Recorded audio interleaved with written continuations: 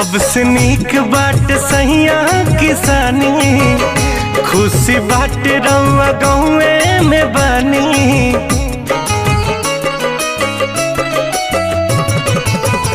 सबसे नीक बाट सहिया किसानी, खुशी बाट रउआ घरवे में बानी। मुहारो कमैला के ए जी बहरा में गईला के, मुहारो कमैला के अब बहरा में गईला के।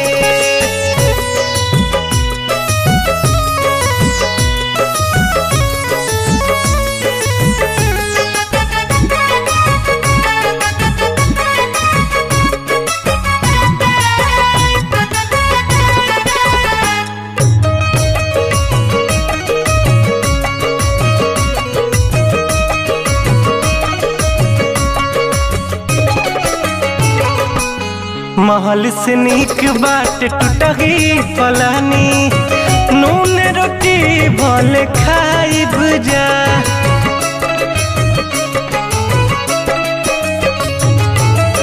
अखिया के सोझा रहब राजरहुआ, समय जिंदगिया बिताइब जा।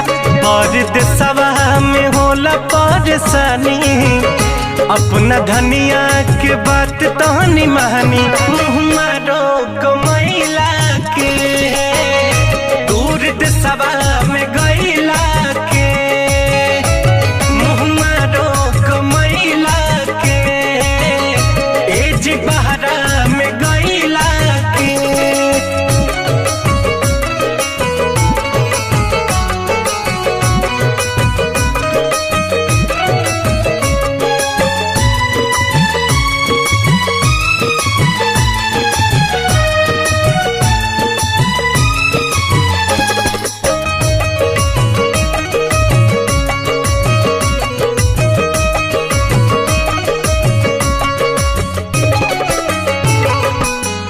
होली दिवाली अब संगही मनावल जाई, घूम के दशहरा के मेला जी।